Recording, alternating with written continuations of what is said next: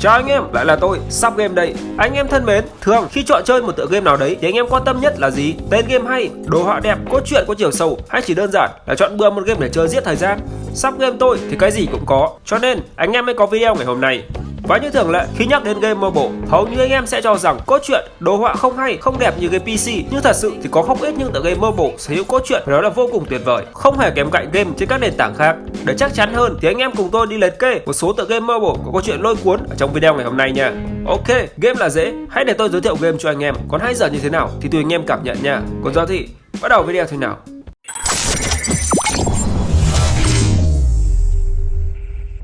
Mở đầu là một tựa game kinh dị, man dại nhưng lại đầy triết lý, The Walking Dead Season 1. Với thể loại phiêu lưu kinh dị, game có câu chuyện vô cùng lôi cuốn. Mặc dù sở hữu các yếu tố điện ảnh, nhưng ở The Walking Dead Season 1 lại là một tuyến truyện hoàn toàn khác. Trong game, anh em sẽ vào vai Lee, một tù nhân ở trên đường thi hành án vô tình bị zombie truy sát. Trong khi lẩn trốn, anh đã giải thoát và nhận nuôi cô bé Clementine. Và trong suốt hành trình phiêu lưu sau đó, hai cha con đã cùng nhau trải qua mọi chuyện. Cho đến giây phút cuối đời, khi Clementine phải xuống tay với cha nuôi để giải thoát ông khỏi nỗi đau virus, cũng là lúc câu chuyện kết thúc. Trong cả quá trình này, anh em sẽ phải đưa ra liên tiếp cho những sự lựa chọn cho hành động của mình. Kết quả cuối cùng là happy ending hay bad end thì sẽ tùy thuộc vào sự lựa chọn của anh em. Game có đồ họa dễ nhìn và lối chơi đơn giản. Khi thực sự bước chân vào game, anh em sẽ có cảm giác như một tập phim ngắn về tình cảm gia đình giữa nạn đại dịch, đáng sợ, hồi hộp nhưng cũng chứa đầy bài học về niềm tin và tình yêu thương. Tựa game thứ hai khá là quen thuộc, được phát triển bởi Square Enix, Life is Strange. Cốt truyện có lẽ chính là điểm thu hút nhất của Life is Strange, kể về cô bé Maxine Garfield với tên gọi thân mật mà bạn bè cô thường hay gọi là Mark. Cô đang trở về thị trấn quê nhà của mình tại Arcadia Bay ở tiểu bang Oregon. Cũng tại đây, Mark phải chứng kiến cô bạn thân của mình là Chloe bị bắn chết. Ngay khi thời điểm này xảy ra, Mark đã vô tình kích hoạt được siêu năng lực đảo ngược thời gian của mình. Nhờ nó, Mark đã sử dụng nó để có thể cứu được Chloe. Và sau đó, cả hai cùng nhau tìm kiếm một người bạn thân của Chloe bị mất tích từ lâu, đó là Rachel Amber. Game có đồ họa phải nói là xuất sắc, sở hữu bối cảnh tươi sáng. Với lối chơi nhập vai, anh em sẽ vào vai Mark để cùng người bạn thân của mình tham gia vào hành trình tìm lại Rachel. Khi vào game, sau khi đã qua công tác chuẩn bị, sẽ có đoạn cắt cảnh tuyệt đẹp xuất hiện. Đừng vội vàng skip những phân đoạn này bởi vì nó sẽ giúp cho anh em hiểu rõ hơn các nút thắt quan trọng ở trong câu chuyện và đưa ra những lựa chọn trong việc thay đổi kết thúc của game. Chỉ cần chọn sai, chậm tay trong việc cứu người thì kết quả sẽ hoàn toàn khác. Ai trong cuộc sống cũng sẽ gặp những sai lầm mà sau khi xảy ra, họ đều ước có thể quay ngược thời gian để sửa chữa chúng. Đó cũng chính là điểm hấp dẫn ở trong gameplay và cốt truyện chính mang tính nhân văn của Life is Strange mang đến. Nếu như anh em đang tìm kiếm một tựa game có cốt truyện hấp dẫn, gameplay dễ tiếp cận, cùng phong cách tìm đường giải đố với nhiều kết thúc khác nhau thì Life is Strange chắc chắn là lựa chọn không tồi.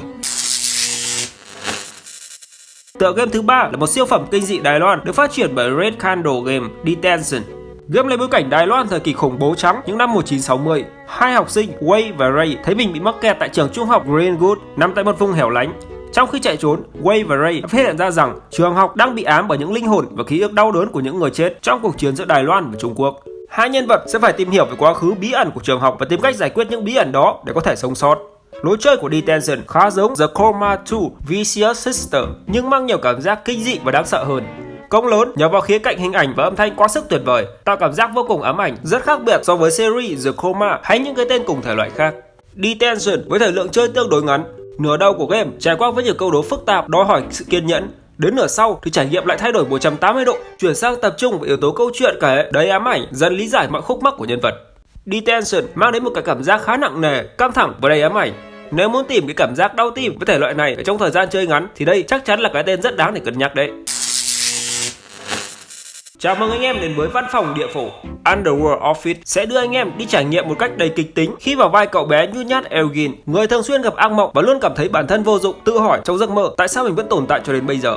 Một ngày nọ, sau khi bị lạc ở nhà ga xe lửa, Eugene vô tình lạc vào thế giới Underworld, một thế giới song song với thế giới của loài người. Tại đây, Eugene bị tấn công bởi những con quái vật và đã được một hồn ma gọi là Boss cứu giúp. Điều này có nghĩa là Eugene đã mắc nợ và sẽ phải đền ơn bằng cách giúp Boss giải quyết các nhiệm vụ bất khả thi. Trong nhiều đêm tiếp theo, Eugene đồng hành cùng với các nhân sự ở trong văn phòng Underworld tìm kiếm manh mối, giải các câu đố để có thể hoàn thành được nhiệm vụ của mình. Sau khi hóa thân thành cậu bé Eugene và bắt đầu công việc tại văn phòng âm phủ, anh em sẽ cần phải khám phá tất cả 7 mạch truyện chính bằng cách đưa ra các lựa chọn cho những tình huống mà game đã tạo ra. Game có đồ họa khá lạ mắt, văn phòng địa phủ được thiết kế kiểu ô chat theo lối chơi kể chuyện tương tác đơn giản, lấy những tông màu tối làm chủ đạo. Nhìn thật là u ám và buồn chán, nhưng đây lại là điểm nhấn tạo nên một thế giới phiêu lưu đầy lôi cuốn.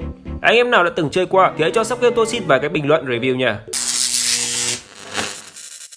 Thứ năm là tựa game giải đố theo phong cách anime nhưng được đánh giá rất cao về câu chuyện, và đó là Forgotten Annie. Tại đây, anh em sẽ vào vai một cô gái tên là Annie, một con người bị mắc kẹt trong thế giới của những vật thể có tri giác. Cô ấy được giao nhiệm vụ bởi ông chủ của mình, Master Bonku, thực hiện một cuộc phiêu lưu để dẹp tan cuộc nổi loạn giữa nhóm Forgotten Linh và trở về thế giới loài người. Tựa game khá đặc biệt về đồ họa vì nó được vẽ tay hoàn toàn. Nói là đặc biệt vì nó rất quen thuộc và vận dụng nhiều gam màu lẫn độ chi tiết cao, gọi nhớ đến những bộ phim anime của Studio Ghibli. Anh em yêu thích thể loại game phiêu lưu giải đố thì tải về để chơi thử nha. Anh em thân mến, khi thế giới lâm nguy, anh em sẽ làm gì? Đi trốn, đứng lên, làm anh hùng hay đơn giản như với Bar, nhân vật chính ở trong tựa game The Bar Tale, anh ta có thể bỏ mặc cả thế giới này chỉ để vào một quán rượu nào đấy rồi làm vài cốc, tranh thủ lúc quán rượu náo loạn thì đứng ra để giải nguy và nhận lấy phần thưởng. Có thể là một vại bia thơm lừng, mát rượi hay nụ cười mê mẩn của cô chủ quán. Nếu anh em là người chơi hệ game phiêu lưu mà còn yêu thích các tình tiết hài hước, cười ra nước mắt, cười không nhặt được mồm thì phải chơi tựa game này mới được. Mọi chuyện bắt đầu khi Bar bị lôi kéo vào một cuộc phiêu lưu kỳ thú với nhiều phần thưởng hấp dẫn. Một nàng công chúa xinh đẹp bị giam cầm, những tòa tháp bí ẩn với lũ quái vật và phù thủy canh giữ các dương báu vật đầy ắp.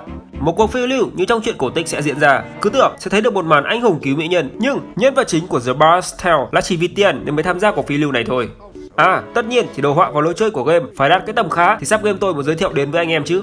Nếu yêu thích thể loại vừa được phiêu lưu khám phá, vừa đánh quái, vừa giải đố và lại còn được cười ra nước mắt thì hãy chọn ngay The Bar's Tale nha. Nếu anh em cảm thấy những tựa game vừa rồi chưa đủ kịch tính thì hãy chọn ngay Republic để thấy được cái cảm giác gay cấn đến nghẹt thở đi. Tựa game được phát hành lần đầu tiên vào năm 2013 trên PlayStation nhưng tận 6 năm sau mới cho ra mắt trên nền tảng mobile. Và nó còn được mệnh danh là tựa game thử thách IQ của game thủ. Trong game, anh em sẽ trở thành một hacker nhận được email cầu cứu của một cô gái tên là Hope và nhiệm vụ của anh em là đưa ra những hướng dẫn nhằm giúp cô gái thoát khỏi nơi giam cầm. Nghe có vẻ hợp gu của mấy ông dân cào phím lâu năm đấy nhở. Đây là tựa game tuy hấp dẫn nhưng cũng cực kỳ thách thức khi tất cả những mẩu thông tin dù là nhỏ nhất đều có tác dụng riêng của nó.